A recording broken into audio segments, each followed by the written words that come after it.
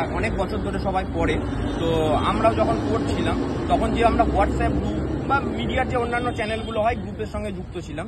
তো ঠিক রেজাল্ট বেরোনোর এক সপ্তাহ আগে বলবো, রেজাল্ট বেরোনোর ঠিক এক সপ্তাহ আগে সেই গ্রুপে হঠাৎ করেও কেউ যারা এক্স্যাক্ট ফিগার দিয়ে দেয় যে কতজন সেখানে মানে জেনারেলের ধরুন সিটের রেসপেক্টে একটা আনরিজার্ভরাও তো ঢোকে, মানে যারা আনরিজার্ভের সিটে রিজার্ভ ক্যান্ডিডেট ঢোকে, যারা আনরিজার্ভের নাম্বারটা পাস করে যায়।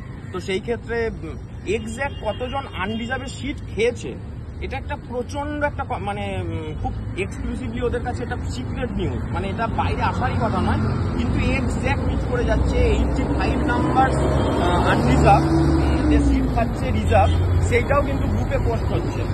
সিটগুলো বিক্রি হয়েছে বলে মনে করছে? একদম মানে যে প্রকাশ করেছে সে তো এখন চাকরি পেয়ে গেছে।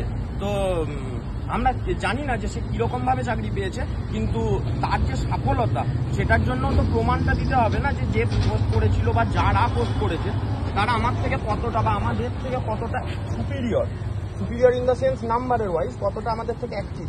তো সেই নাম্বারটা তো দিচ্ছে না, তাহলে আমরা যতক্ষণ না পাচ্ছি ততক্ষণ তো আমরা ধরতেই পারি যে ওনারা করাপশনের সঙ্গে ডাইরেক্ট যুক্ত, হয়তো ডাইরেক্ট বেনিফিশিয়ারি, কেউ আছে ইনডাইরেক্ট বেনিফিশিয়ারি, যারা এই গোজা মিলের চক্করে হয়তো তাদের জবটা সিকিউর করে ফেলেছেন কিন্তু হয়তো করতে পারতেন না। তো এইরকম ডাইরেক্ট ইনডাইরেক্ট দুটো বেনিফিশিয়ারি চক্করে আমরা জাঁতাকলে পড়ে আছি। তো আমাদের অ্যাকচুয়ালি ডাইরেক্ট বেনিফিশিয়ারিদেরকে খোঁজাটা খুব দরকার, যারা এই করাপশনের সঙ্গে ডাইরেক্টলি যুক্ত। তো হয়তো আমাদের এই প্রতিবাদে আপনারা যে আমাদের চেষ্টা করছেন আমাদের ভয়েসটাকে স্ট্রেনথেন করার, এর মধ্যে দিয়ে আমরা পিএসসি বা আমাদের সরকারকেও জানাতে পারছি যে এইরকম একটা কেস কিন্তু হয়েছে। সরকারের কাছে একটা বিনীত আবেদন যে এই ব্যাপারটা নিয়ে যেন পিএসসির সঙ্গে কথা বলে। পিএসসি নিজে যেহেতু অটোনোমাস বডি, তাই দিনের দিন প্রত্যেক দিন ওরা নিজের মতো করে আইন তৈরি করে, সেই আইনটা এক একটা অ্যাডভার্টাইজের জন্য স্থায়ী হয়। মানে একটা এক্সাম্পল বলছি, মানে ওনারা 26 তারিখে একটা মিটিং করছেন, আমাদের 25 তারিখে রেজাল্ট পাবলিশ হওয়ার পর 26 তারিখে নিজেরা অটোনোমাস বডির সুবাদে মিটিং করছেন। সেই মিটিংয়ে ওনারা বলছেন যে আমরা 25 তারিখ অবধি যা হয়ে গেছে 26 তারিখের পর যে রেজাল্ট বেরোবে সেগুলোতে আমরা রিটেন ইন্টারভিউর নাম্বার দেবো, এমআর দেবো, কিন্তু এর আগে আমরা দিতে পারবো না।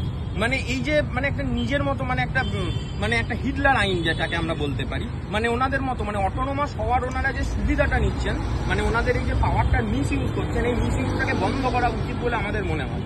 তো আর তো কিছু বলার নেই, এটাই আমাদের সব থেকে বড় কথা।